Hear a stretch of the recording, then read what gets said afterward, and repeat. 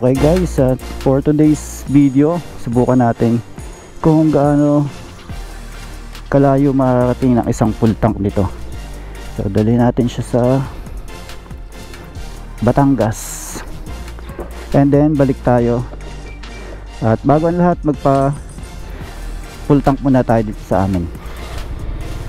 Ayan, so full tank muna natin siya. Time check 6:13. Pamalit na tayo, let's go.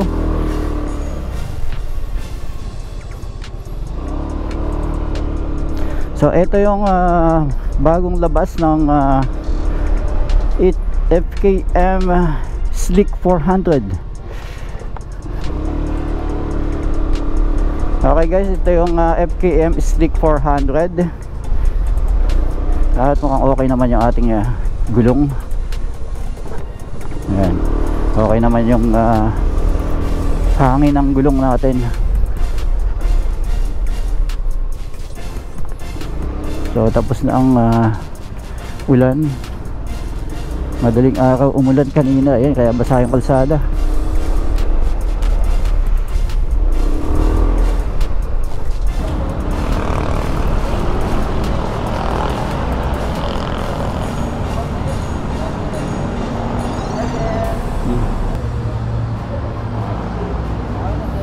Okay, ayan, full tank na.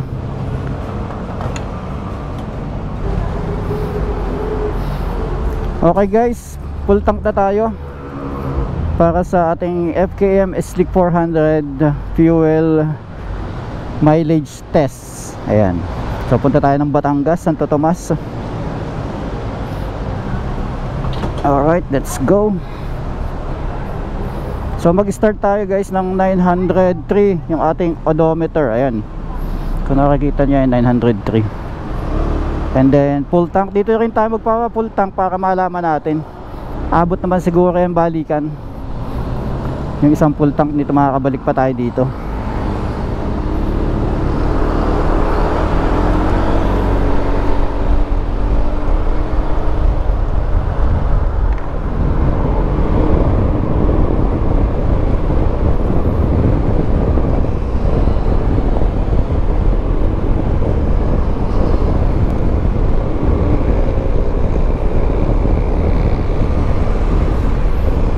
Sana hindi masyadong traffic dahil maaga pa naman.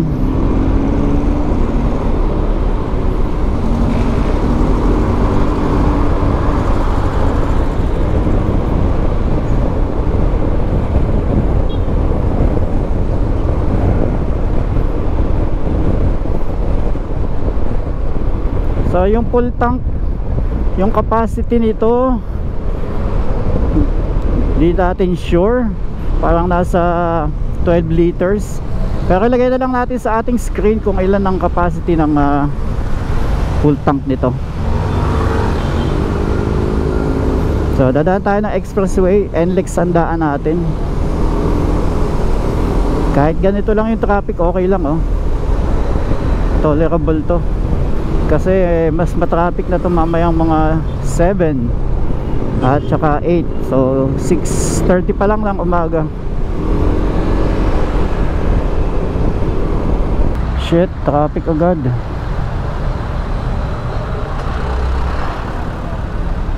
OMG, traffic agad. Damn it.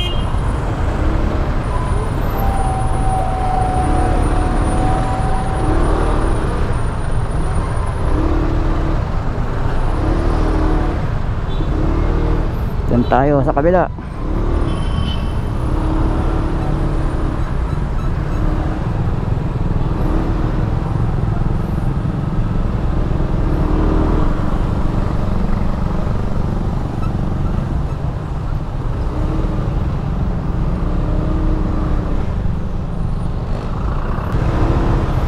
Okay, Libis C5.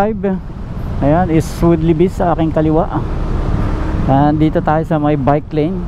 So wag na kayo magtaka, illegal ang pagdaan dito sa bike lane, wag lang sa EDSA. So dito tayo dumadaan, makita nyo naman walang nanguhuli dyan.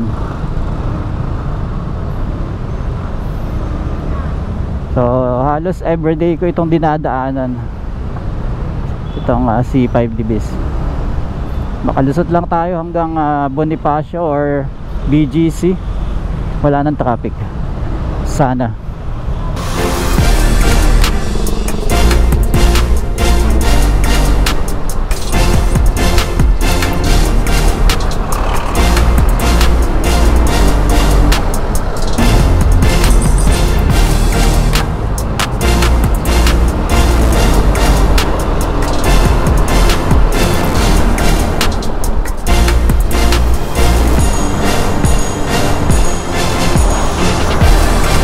Okay, paakyat na tayo ng flyover dito sa may Ortigas.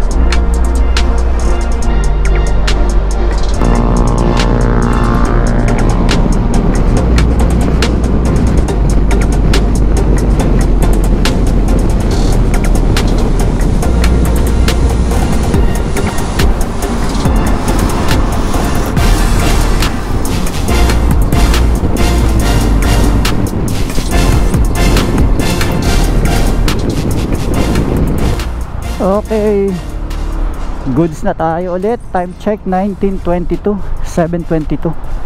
Abot na abot tayo sa ating pupuntahan dahil napakaluwag na expressway. 6 lanes na daw to.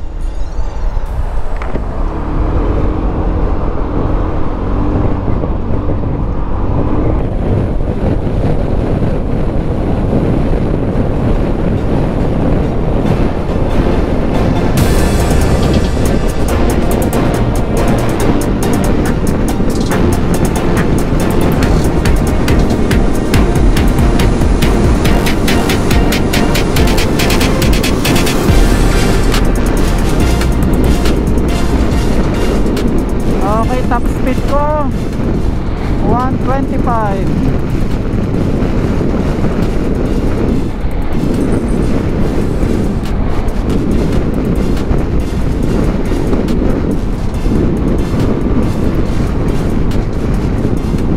Hindi ko na malaya, nag 125 pala ako.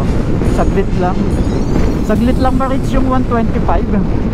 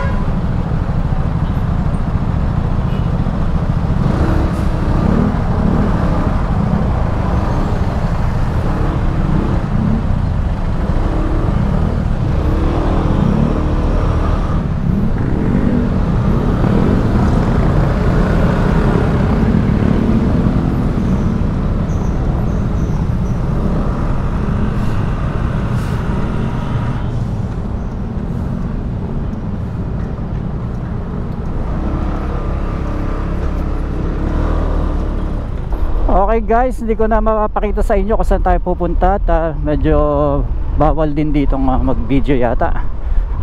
So tutuloy-tuloy na tayo sa ating pupuntahan, and then update ko kayo ulit maya maya lang. Okay,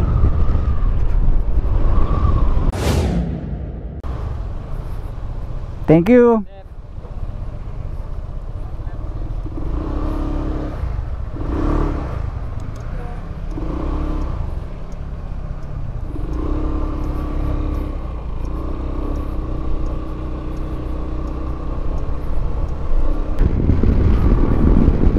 At yun na nga guys, tapos na tayo sa ating sadya dito sa First Philippine Industrial Park. At malalaman na natin maya maya lang kung ilan yung ating fuel consumption, kung ilan yung ating natakbo. At magpapagas din tayo doon sa mismong pinagpagasan natin, kung ilang litro yung mapapagas natin.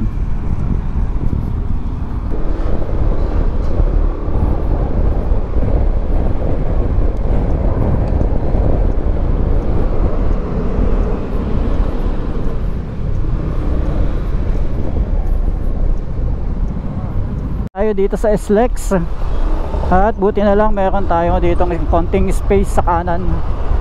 Dito tayo dumadaan kasi talagang punong-puno. Ayan oh, kaliwa hanggang kanan.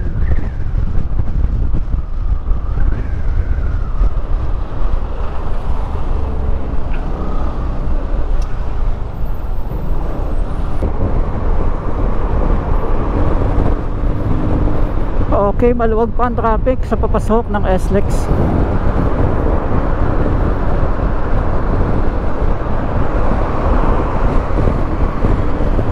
Sa tingin ko ang nagastos ko lang na gasolina mga 4 liters siguro, or maximum 5 liters yung balikan ko ng Santo Tomas, Batangas hanggang Antipolo. So Antipolo, Santo Tomas, Batangas, and then Antipolo.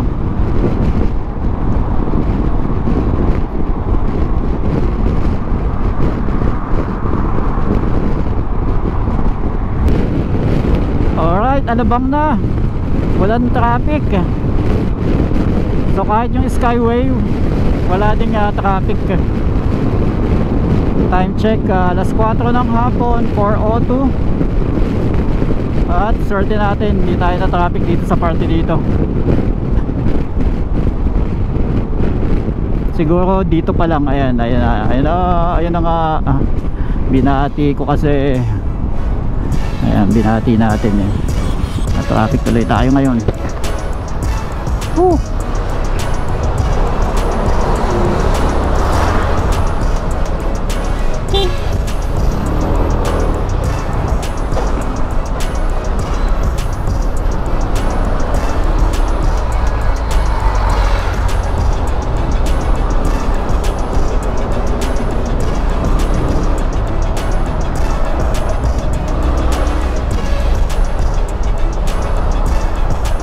Dito pala ang traffic sa Alabang flyover. Maluwag sa Skyway. Ayun oh, maluwag sa Skyway. CC5 kasi tayo eh.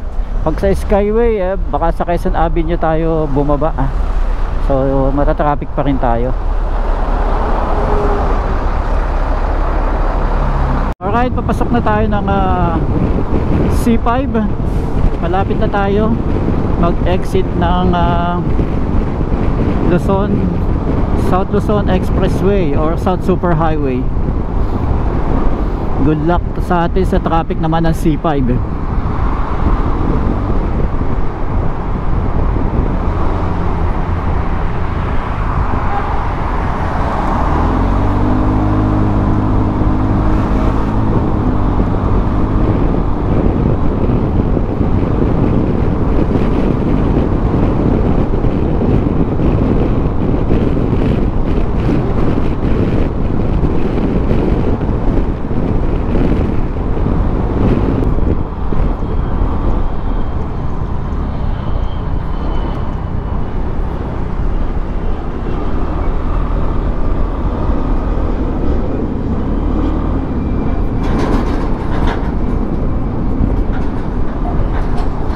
Alright, ETC na.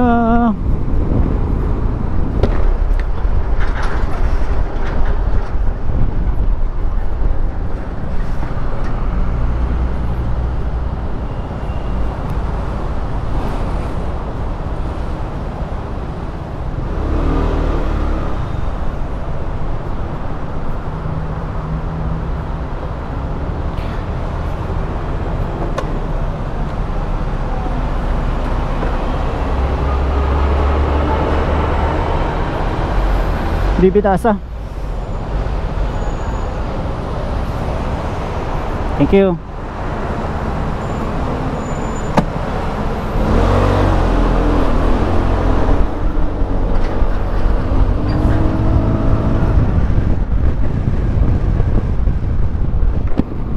lagpas na tayo ng C5. Not C5, South Luzon Expressway or South Super Highway. So approaching na tayo ng C5. 4:30. Yeah, tolerable pa ang traffic niyan. Maglalabasan pa lang mga office ng 5 PM.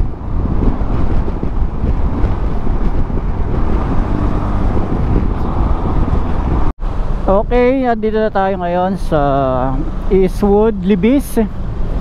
Yan. So rush hour na talaga, 5:11 na. Naglabasan na mga empleyado sa kanilang mga trabaho.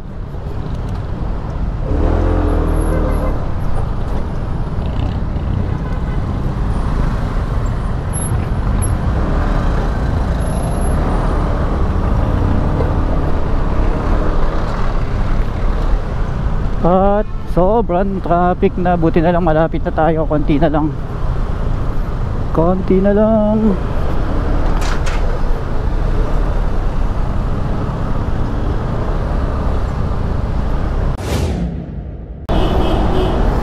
Okay, 5:25, Marcos Highway na tayo dito sa may Ayala Mall, Pilis. At malapit na tayo. Medyo matraffic lang talaga na. Wala na tayong magagawa.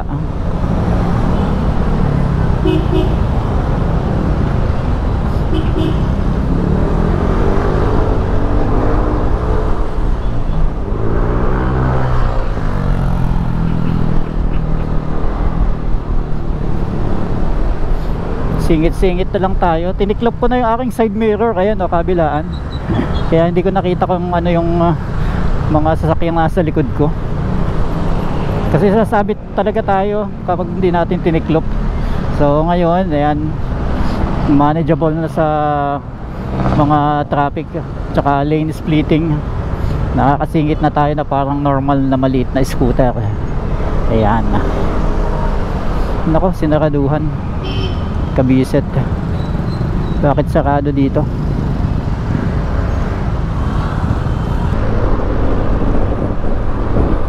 Alright, andito na tayo. U-turn na lang at gasolina na tayo. Sa tingin ko medyo malakas kasi hindi pa nabe-break in. Ayun, nakaka 1,035 pa lang ng ating ginagamit na motor. So medyo mataas pa to. Tapos puro traffic pa yung dinaanan natin.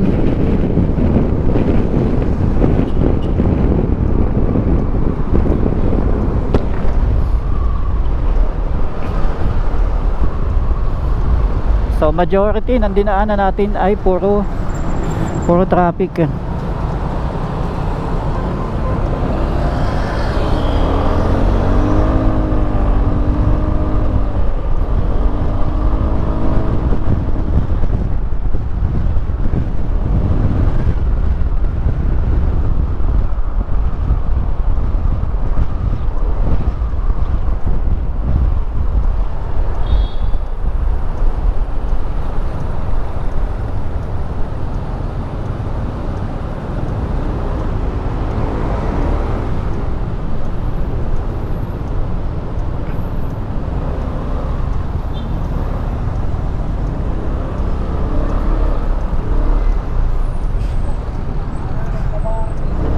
Iyon.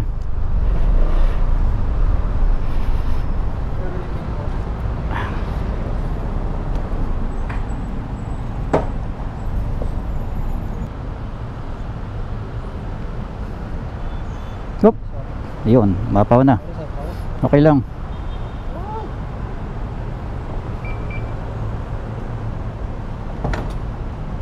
So umapaw tayo. So ito yung ating fuel consumption. Naka 7 liters tayo. 59.50 pesos per liter. 7.225 liters. So 429.